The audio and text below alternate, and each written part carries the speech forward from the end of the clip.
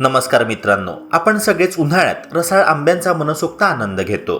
घरामध्ये आमरस, milkshake, ice cream किंवा फक्त कापून खाल्लेला आंबा, प्रत्येक प्रकारे आंबा आपल्याला आवडतो. पण एक गोष्ट जवळपास प्रत्येक घरात सारखीच घडते. आंबा संपला की त्याची कोय थेट कचरा पेटीत जाते. अनेकांना वाटतं की तिचा काहीच उपयोग नसतो, पण आयुर्वेद आणि आपल्या जुन्या घरगुती परंपरांमध्ये हीच कोय एक अमूल्य नैसर्गिक संपत्ती मानली गेली आहे. आजच्या ह्या खास व्हिडिओमध्ये आपण आपल्या आरोग्य बीट्स चॅनलवर जाणून घेणार आहोत की ज्याला आपण निरुपयोगी समजतो ती आंब्याची कोय प्रत्यक्षात शरीरासाठी किती फायदेशीर ठरू शकते. विशेष म्हणजे आजकाल वेस्ट टू बेस्ट ही संकल्पना खूप लोकप्रिय होत आहे आणि आंब्याची कोय हे त्याचं उत्तम उदाहरण आहे. ग्रामीण भागांमध्ये अजूनही लोक कोईचे बी वाळवून त्याची पूड तयार करून वर्षभर वापरतात. ही पूड बनवण्याची पद्धत सुद्धा खूप सोपी आहे. प्रथम कोय स्वच्छ धुवून घ्यायची, नंतर ती उन्हामध्ये पूर्णपणे वाळवायची. पण मित्रांनो, इथे एक महत्त्वाची काळजी घेणे अत्यंत गरजेचं आहे. कोय वाळवताना तिला कुठेही बुरशी म्हणजेच फंगस लागणार नाही याची खात्री करा, कारण बुरशीयुक्त कोय पोटात गेल्यास फूड पॉयझनिंग होऊ शकते. पूर्ण वाळल्यानंतर आतील बी काढून त्याची बारीक पूड करावी आणि ती हवाबंद काचेच्या डब्यात साठवून ठेवावी. मित्रांनो, ही पूड अनेक महिन्यांपर्यंत टिकू शकते.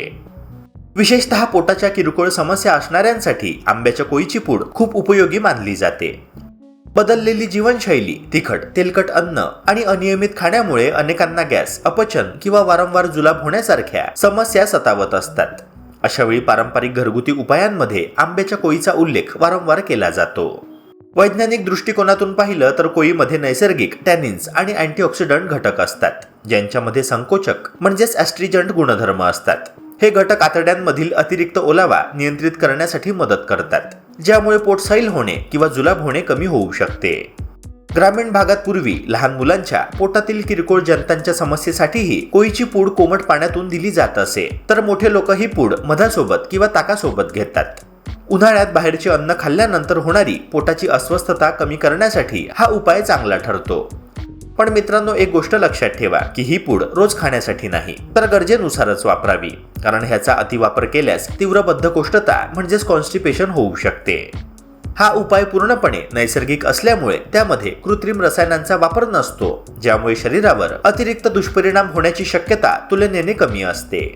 फक्त पोटासाठीच नाही तर केस, त्वचा आणि दातांच्या आरोग्यासाठीही आंब्याची कोय अत्यंत उपयुक्त मानली जाते. आजच्या काळामध्ये केस गळणे, कोंडा होणे किंवा केस कोरडे पडणे या समस्यांवर बाजारात अनेक महागडी रासायनिक उत्पादने उपलब्ध आहे, पण त्याऐवजी आंब्याची कोय हा एक चांगला नैसर्गिक पर्याय ठरू शकतो. कोईमध्ये नैसर्गिक फॅटी ॲसिड्स आणि वनस्पतीजन्य तेल असतं, ज्याला वैज्ञानिक भाषेमध्ये मँगो बटर असे म्हटले जाते.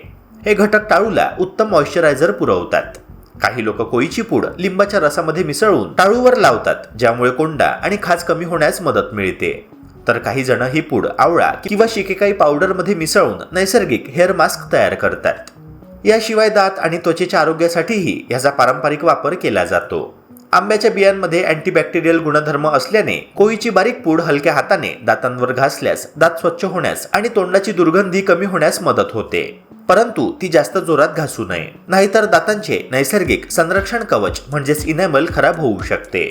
त्वचेच्या बाबतीत कोईची पूड दही, मध किंवा गुलाब पाण्यासोबत मिसळून नैसर्गिक फेस पॅक किंवा स्क्रब म्हणून वापरल्यास त्वचेवरील मृत पेशी निघून जातात आणि उन्हामुळे आलेले टॅनिंग कमी होऊन चेहऱ्याचा निस्तेजपणा दूर होतो. काही प्राथमिक प्राण्यांवरील शास्त्रीय संशोधनांमध्ये असेही समोर आले आहे की आंब्याच्या बियांमधील अर्कामुळे शरीरातील साखर आणि कोलेस्ट्रॉल नियंत्रित ठेवण्यासाठी अंशतः मदत मिळू शकते. म्हणजेच योग्य आहार आणि चांगल्या जीवनशैलीसोबत हा एक पूरक घटक ठरू शकतो. त्यामुळे मित्रांनो, पुढच्या वेळी आंबा खाल्ल्यानंतर त्याची कोय फेकण्यापूर्वी एकदा नक्की विचार करा, कारण आपल्या घरामध्ये सहज उपलब्ध असलेली ही साधी गोष्ट आरोग्यासाठी खूपच उपयुक्त ठरू शकते.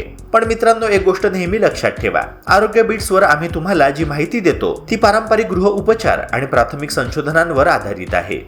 हा कोणताही थेट वैद्यकीय उपचार किंवा डॉक्टरांच्या औषधांना पर्याय नाही. त्यामुळे कोणतीही गंभीर किंवा जुनाट समस्या असल्यास नेहमी तज्ज्ञ डॉक्टरांचा सल्ला आवर्जून घ्यावा. तुम्हाला ही माहिती आवडली असेल आणि माहितीपूर्ण वाटली असेल तर हा व्हिडिओ तुमच्या मित्र परिवारासोबत नक्की शेअर करा, व्हिडिओला लाईक करा आणि अशाच नाविन्यपूर्ण, शास्त्रीय आणि घरगुती आरोग्यविषयक माहितीसाठी आपल्या आरोग्य बीट्स चॅनलला नक्की सबस्क्राईब करा. भेटूया पुन्हा एका नव्या व्हिडिओसह. जय हिंद, जय महाराष्ट्र.